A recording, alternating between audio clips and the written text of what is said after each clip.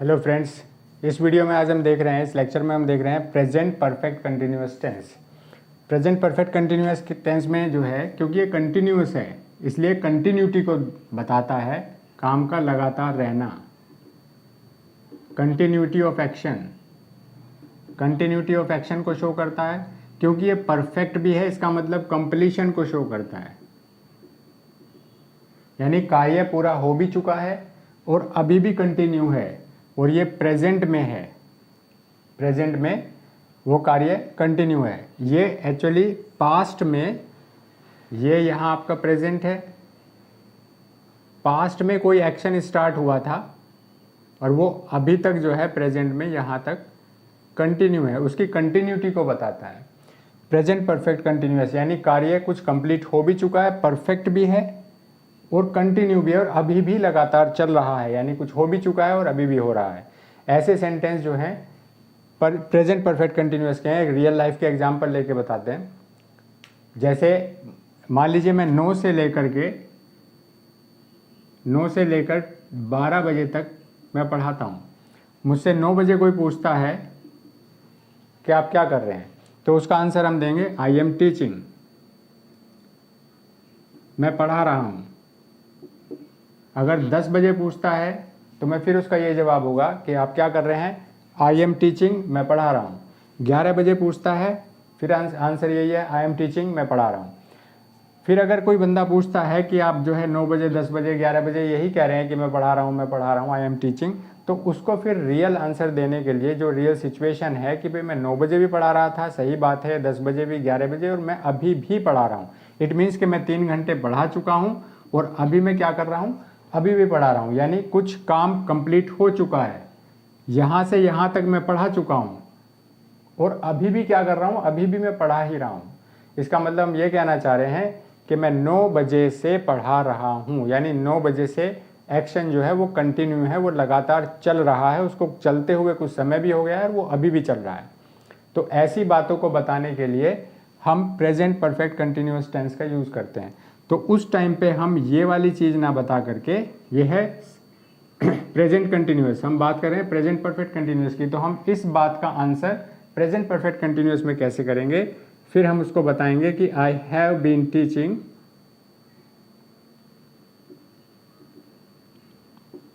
I have been teaching since morning या since 9 o'clock।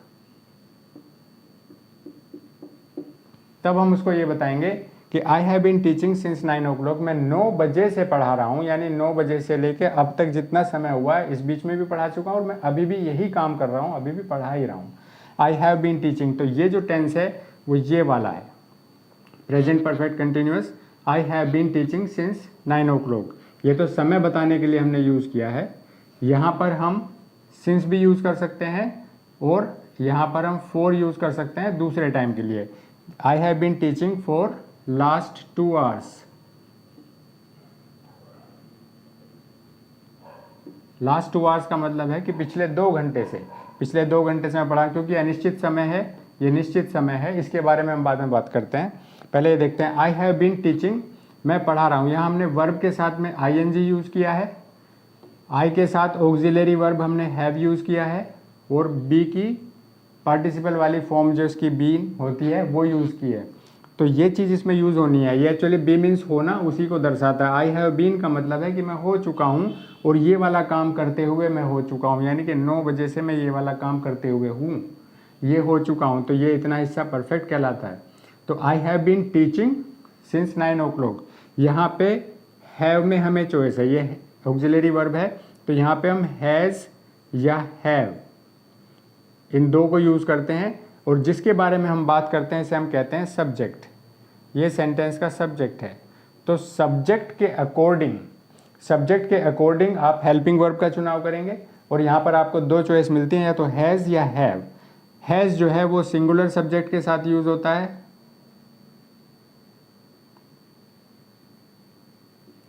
और have जो है वो प्लूरल सब्जेक्ट के साथ यूज़ होता है। प्लूरल सब्जेक्ट के अलावा फर्स्ट पर्सन जो होते हैं आई और वी, उनके साथ में भी यही यूज़ होता है, यानी आई और वी इनके साथ में आप हैव यूज़ करेंगे, प्लूरल सब्जेक्ट के साथ हैव यूज़ करेंगे, सिंगुलर सब्जेक्ट जो होंगे इनको छोड़ करके आई वी और प्लूरल सब्जेक्ट छोड़ के जो सिंगुलर सब्जेक्ट बचे उनके साथ आप हैज़ का यूज़ करेंगे। तो ये इसका रूल है कि आप हैज़ हैव में से हेल्पिंग वर्ब चूज़ करिए, बीन लगाइए और वर्ब के साथ आईएनजी लगाइए और आपका टेंस कंप्लीट हो जाता है। जो इसकी बात है सिंस और फॉर, इन दोनों में से कौन सी प्रीपोजिशन ले करके हम समय को बताएं, तो ये हम इसके नेक्स्ट इसको आप नोट करें। अगली स्क्रीन पर देखते हैं कि सिंस और फॉर का यूज़ कैसे करेंगे। अगर मना करना है तो आप जो फर्स्ट हेल्पिंग वर्ब होती है इसी के बाद में यहाँ पर हम नोट लगा करके मना कर सकते हैं। I have not been teaching since 9 o'clock, मैं 9 बजे से नहीं पढ़ा रहा हूँ। इसके सेंटेंस फ्रेम करने के जो रूल्स हैं वो हम आगे देखते हैं। इसके बाद देखते हैं सबसे पहले सिंस और फॉर में क्या डिफरेंस है, क्योंकि इसी के जो तीनों टेंस हैं प्रेजेंट परफेक्ट कंटिन्यूअस, उसके बाद पास्ट परफेक्ट कंटिन्यूअस और फ्यूचर परफेक्ट कंटिन्यूअस, तीनों में हम ये टाइम यूज़ करते हैं बताने के लिए। ये यूज़ करते हैं सिंस और फॉर टाइम को बताने के लिए। तो वहाँ पर इसी चैनल पे जो बाकी 2 टेंस की वीडियो है, पास्ट परफेक्ट कंटिन्यूअस और फ्यूचर परफेक्ट कंटिन्यूअस, वहाँ पर सिंस और फॉर नहीं बताया गया है। इसी वीडियो में हम इसको डिस्कस करते हैं। इसके बाद सिंस और फॉर नोट करें, आगे बढ़ते हैं।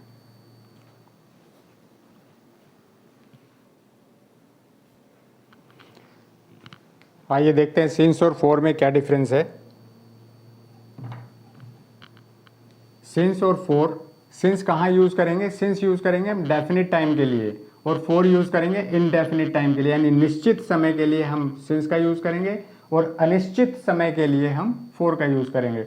निश्चित समय से हमारा मीनिंग ये है कि वो समय जिसका मुझे भी पता है, आपको भी पता है और सारी दुनिया को पता है ये कौन सा समय है। फॉर एग्जाम्पल, मैं पढ़ा रहा था, आई हैव बीन टीचिंग, मैं पढ़ा रहा हूँ, I have been teaching since 9 o'clock। Since 9 o'clock का मतलब 9 बजे से पढ़ा रहा हूँ। अब 9 कब बजते हैं ये मुझे भी पता है, ये आपको भी पता है, सारी दुनिया को पता है। तो 9 o'clock जो है वो एक डेफिनिट समय हो गया है, इसलिए इसमें सिंस का यूज़ होगा। मंडे कब आता है ये सबको पता है, मंडे से मैं किसी काम को कर रहा हूँ तो सिंस मंडे डेफिनिट समय है। जनवरी कब आता है सबको पता है, जनवरी कब आता है। 2005 कब आता है, मॉर्निंग कब आता है। तो ये इस तरह की चीज़ें हैं। मॉर्निंग है, 2005 है, मैं सुबह से कर रहा हूँ तो सुबह कब होती है सभी को पता है। तो जहाँ पर डेफिनिट टाइम होता है, यानी जिससे आप भी अवेयर हैं, मैं भी और सब अवेयर हैं, ऐसे टाइम पीरियड को बताने के लिए हम सिंस का यूज़ करेंगे। जबकि यहाँ आप देख रहे हैं इसमें जो है इनडेफिनिट टाइम है, यानी फॉर लास्ट 2 hours। यहाँ पे फॉर क्यों लगा, क्योंकि 2 hours यानी 2 घंटे से मैं इस काम को कर रहा हूँ। अब वो कौन से 2 घंटे ये डेफिनिट नहीं है। अगर आप 2 बजे हैं तो इसका मतलब मैं 12 बजे से कर रहा हूँ, अगर अब 4 बजे हैं तो मैं 2 बजे से कर रहा हूँ, अब अगर 6 बजे हैं तो मैं 4 बजे से कर रहा हूँ। तो अब क्या टाइम हुआ है उस पर डिपेंड करता है कि ये 2 घंटे कौन से हैं। 2 घंटे से मैं इस काम को कर रहा हूँ, तो ये डेफिनिट नहीं है ये टाइम। ये जो प्रेजेंट टाइम है उस पर डिपेंड करता है कि ये 2 घंटे कौन से हैं। फॉर लास्ट 3 hours, पिछले 3 घंटे। अब पिछले 3 घंटे कौन से, तो ये भी इस पर डिपेंड करता है कि अब क्या बज रहा है। फॉर 3 weeks यानी 3 हफ्ते से, तो यानी अब कौन सा हफ्ता चल रहा है, कौन सा मंथ है, कौन से मंथ का कौन सा वीक है, उसी से डिपेंड करता है कि 3 वीक से कौन से 3 वीक।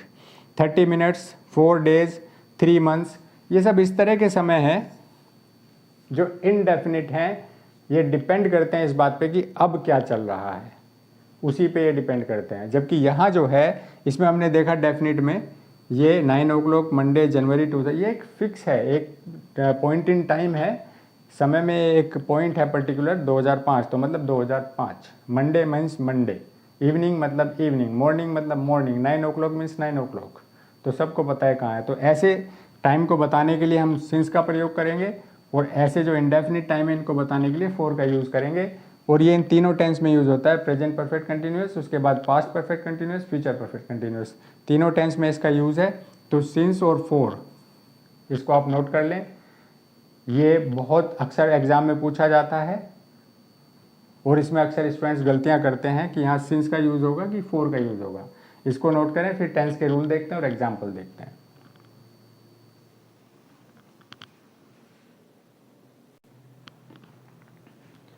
आइए देखते हैं इसके रूल्स।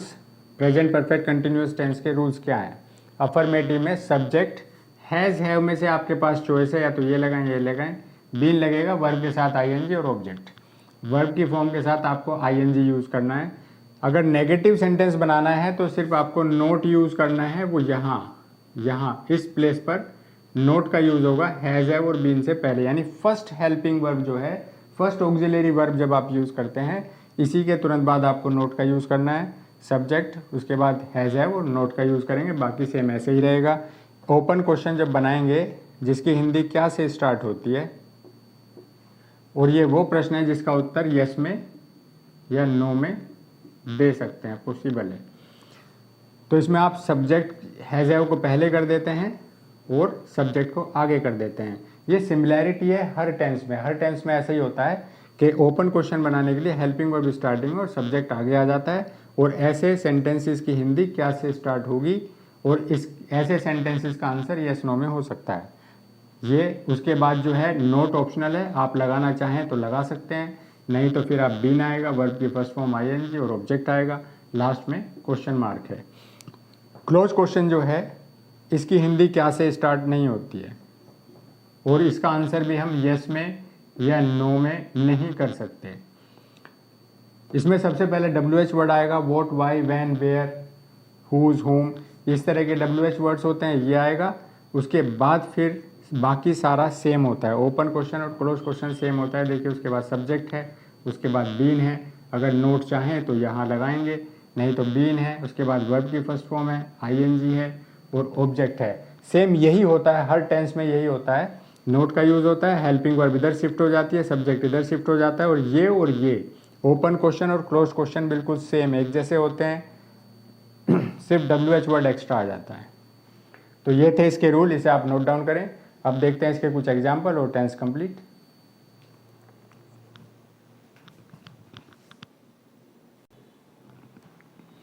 आइए अब देखते हैं इसके कुछ एग्जाम्पल्स देखते हैं, प्रेजेंट परफेक्ट कंटिन्यूस टेंस के examples. I have been studying for 3 months, जैसा कि हमने उसके रूल्स में देखा था, हैज़ हैव के साथ में बीन और वर्ब में आईएनजी करके ये बनेगा। तो यहाँ आई की बात हो रही है कि मैं और ये वाला काम कर रहा हूँ, आई हैव बीन स्टडिंग, मैं अध्ययन कर रहा हूँ। अब क्योंकि हैव बीन स्टडिंग हमें ये बता रहा है कि अभी प्रेजेंट समय में नहीं कर रहा हूँ, क्योंकि प्रेजेंट परफेक्ट कंटिन्यूस है, हैव बीन के साथ में आईएनजी है, यानी कुछ समय हो भी गया है और मैं अभी भी कर रहा हूँ। I have been studying for 3 hours, मैं 3 घंटे से स्टडी कर रहा हूँ। ये हमने प्रीपोजिशन का यूज़ किया क्योंकि इंडेफिनिट टाइम है। सेकंड देखिए, शी हैज़ बीन वॉचिंग, वह जो है शी की बात हो रही है, she has been watching TV, वो टीवी वॉच कर रही है सिंस 8 AM, 8 बजे से कर रही है, क्योंकि 8 बजे एक डेफिनिट पीरियड होता है, इसलिए यहाँ पर हमने सिंस का यूज़ किया है। Iqra hasn't been visiting, has और नॉट दोनों को एब्रीविएट किया है, शॉर्टन किया है। Iqra hasn't been visiting, Iqra visit नहीं कर रही है, अस मीन्स हमको, और सिंस मार्च, मार्च से नहीं कर रही है, सिंस का यूज हुआ है क्योंकि मार्च जो है वो डेफिनिट पीरियड है, डेफिनिट समय है। Iqra hasn't been visiting us since March, Iqra हमें मार्च से विजिट नहीं करी, यानी हमसे मिलने नहीं आ रही है, हमें नहीं देख रही है। He has been playing football, he has been playing football, वह खेल रहा है, फुटबॉल खेल रहा है, कब से खेल रहा है, फॉर ए लॉन्ग टाइम, एक लंबे समय से खेलता चला आ रहा है, यानी खेल भी चुका है और अभी भी खेल रहा है, आजकल भी खेल रहा है।